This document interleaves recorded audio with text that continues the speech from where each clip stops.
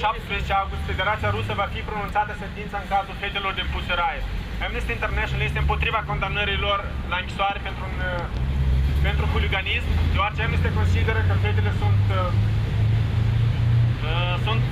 prizonieri de conștiință care au fost condamnate pentru libera lor exprimare a viziunilor politice și sociale. Libertate, Pușeraie! Свободу, Pușeraie! Libertate, Pușeraie! Свободу, Pușeraie!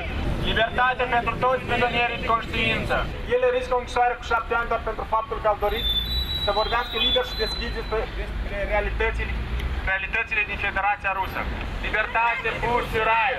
Protest în susținerea fetelor care s-au exprimat liber la Moscova și care au fost îngrădite, care practic au fost împiedicați să se exprime. Pe lângă asta, deja sunt în detenție de mai multe luni, aproape 4 luni de zile, și acum riscă detenție pentru 6-7 ani de zile, doar pentru faptul că s-au exprimat.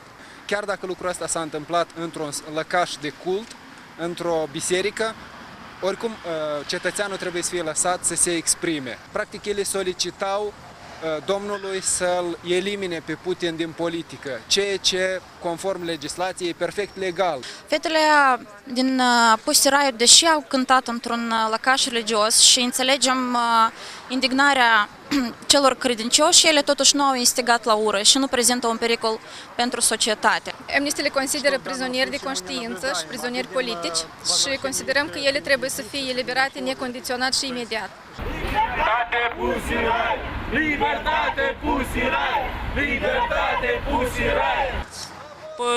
Apreciez niște acțiuni pozitive care reprezintă o liberă exprimare. Fetele și-au spus părerea lor față de președintele actual al Rusiei, Vladimir Putin.